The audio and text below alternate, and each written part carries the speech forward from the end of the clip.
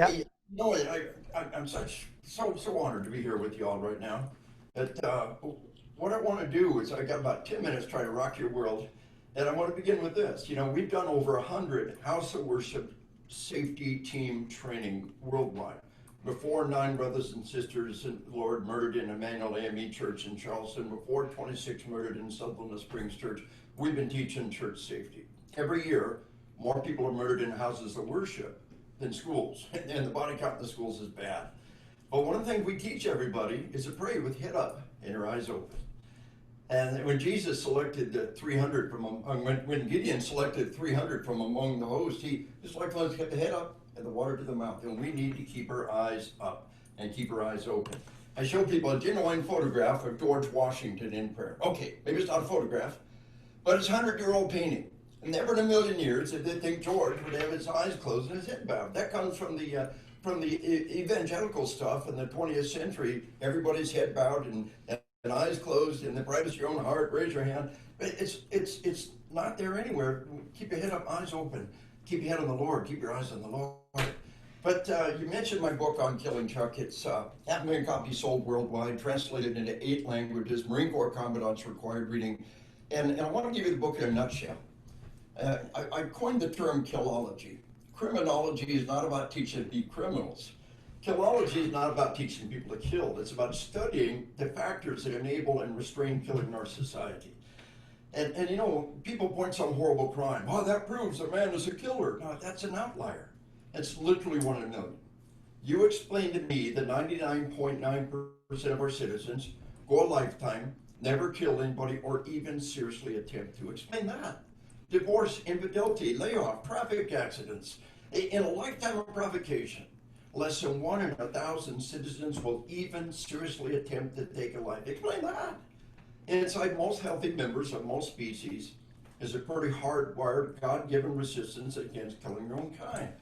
In World War II, we found out that existence is there. We found out how to overcome the resistance. And oh, by the way, the video games are doing the exact same thing to our kids.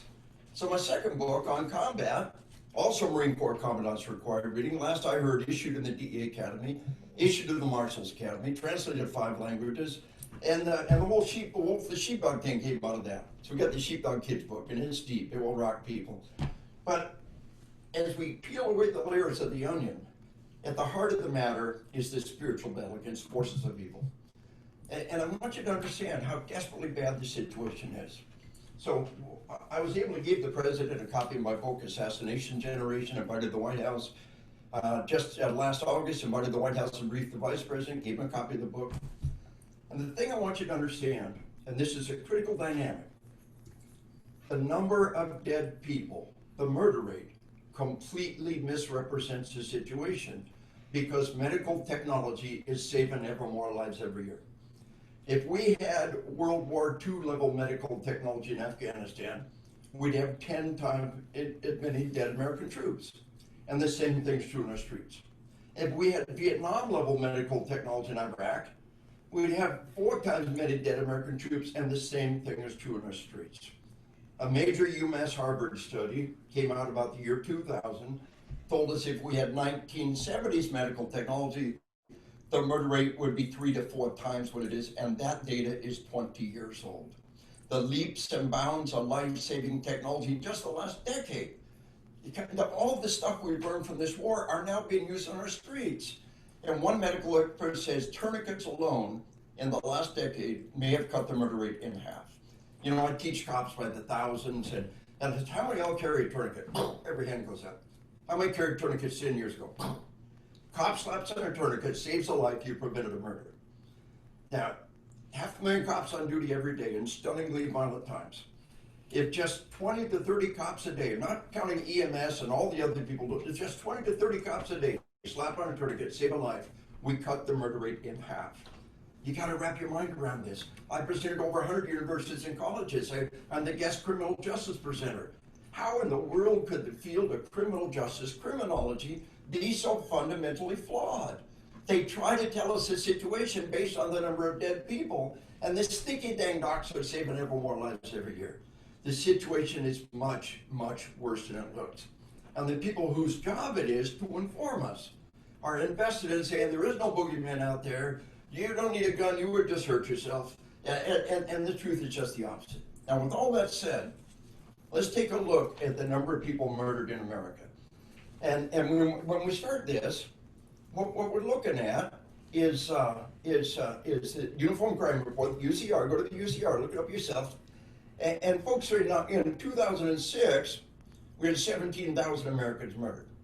By 2008, 16,000. 2009, 15,000. 2010, 14,000. And then in 2015, 2016, and it stayed there in 17, the homicide, the number of people murdered exploded like nothing we've ever seen before. Chuck, I trained American Sheriff's Association. I had 400 sheriffs in my audience just a little over a year ago. I said, Sheriff, how many of y'all knew this? How many of y'all saw this? If this is the stock market, we'd hear about it every day. It was interest rates or inflation rates. We'd be hearing about it once a month. How in the world can this be happening year after year and not even be in the news?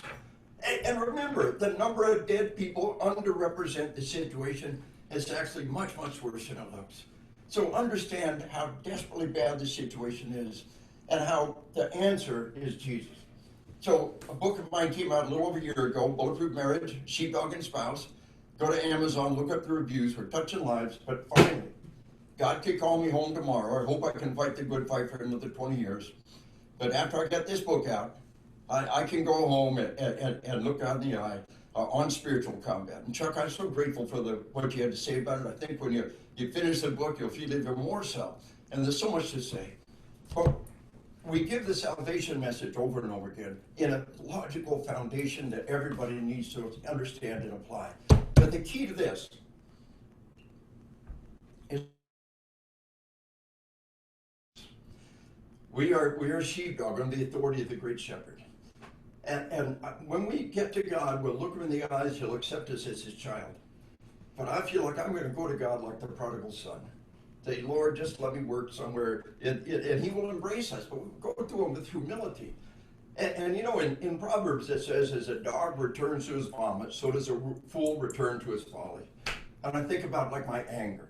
You know, God, just take with this anger. Let me have the immediate thought is one of the blessings, and to love others, to love God and to love others as yourself. That's the commandment. And then to pass, and we talk about why we're here.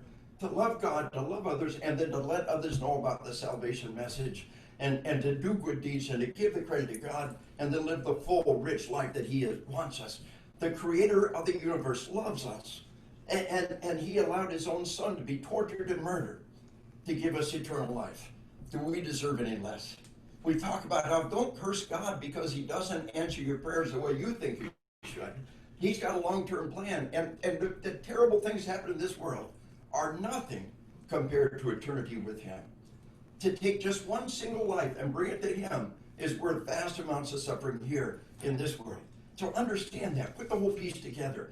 And the idea that God, when my dog does something disgusting, I don't kick her out of the house and reject her. I embrace her. I know that's her nature. I still love her. And that's the way God feels about us.